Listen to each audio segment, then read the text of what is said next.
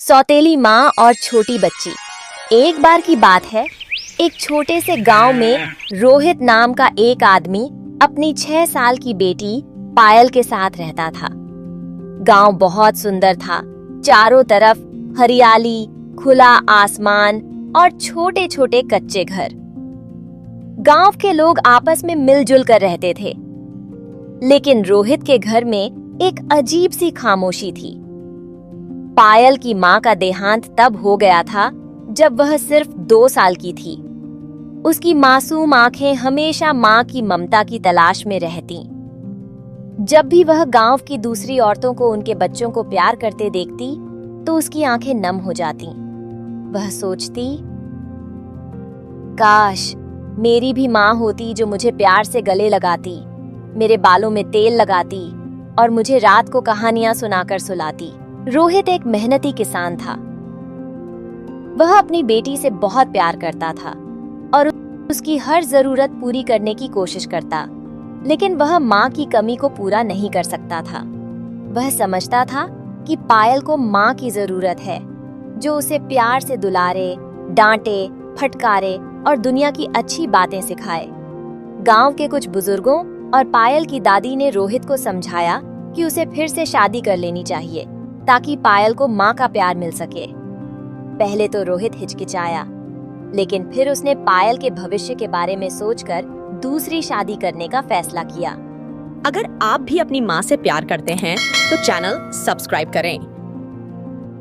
कुछ महीनों बाद रोहित की शादी सीमा नाम की एक महिला से हो गई।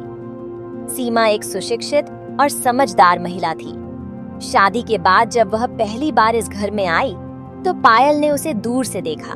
वह डर रही थी कि कहीं यह नई माँ उसे प्यार न करे या कहीं उसे डांटे फटकारे। सीमा भी असमंजस में थी। वह जानती थी कि सौतेली माँ और बच्ची के रिश्ते को समाज हमेशा संदेह की नजर से देखता है। इसलिए उसने पायल के साथ ज्यादा घुलने मिलने की कोशिश नहीं की, लेकिन उसे तकलीफ भी नहीं पहुंचाई। घर का माहौल पहले जैसा ही था। रोहित और सीमा के बीच औपचारिक बातचीत होती थी और पायल चुपचाप अपनी दुनिया में खोई रहती थी।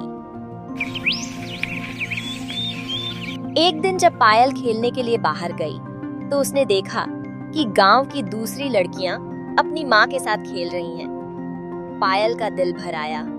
उसने सोचा, क्या मेरी भी माँ मुझसे ऐसे ही प्यार करेगी? एक दिन पायल स्कूल से लौटी और धीरे धीरे सीमा के पास आई। वह कुछ कहना चाहती थी, लेकिन हिचकिचा रही थी।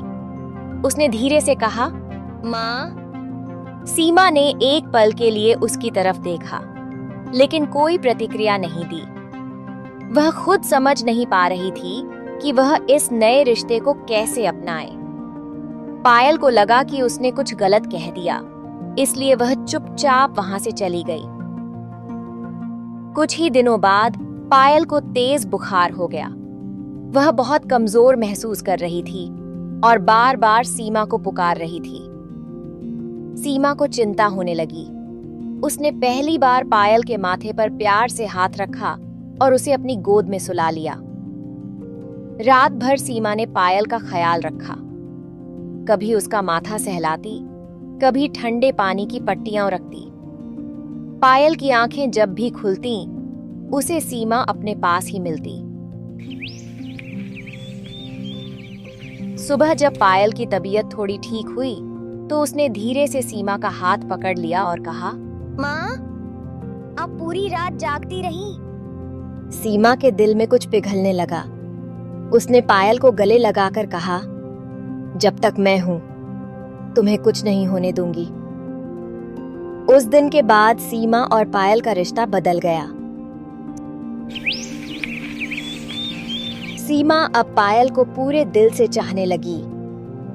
उसे खाना खिलाती और रात में कहानियां सुनाकर सुलाती। पायल भी अब सच में खुश थी, क्योंकि उसे अपनी खोई हुई माँ मिल गई थी। और धीरे धीरे उनका परिवार खुशहाल हो गया और वे सब मिलकर प्यार से रहने लगे।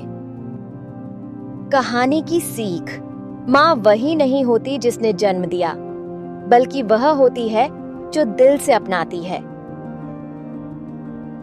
अगर कहानी पसंद आए तो वीडियो को लाइक करें और चैनल सब्सक्राइब करें।